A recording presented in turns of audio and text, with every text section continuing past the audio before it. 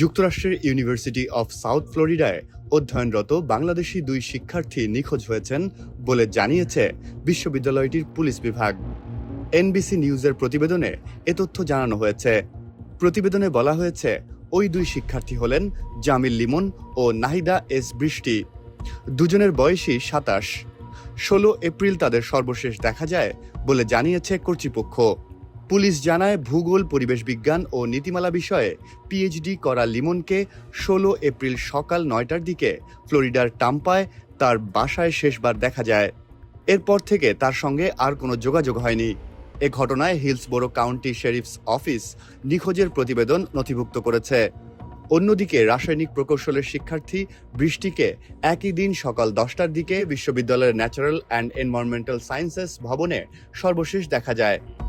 বিশ্ববিদ্যালয় পুলিশ তার নিখোঁজের ঘটনাও নথিভুক্ত করেছে। পুলিশ বলছে, এই দুই শিক্ষার্থী একে অপরের বন্ধু এবং তারা একসঙ্গে থাকতে পারেন। তবে নিখোঁজ দুই শিক্ষার্থীর পরিবার জানিয়েছে, তাদের এমনভাবে যোগাযোগ বিচ্ছিন্ন থাকা স্বভাববিরুদ্ধ।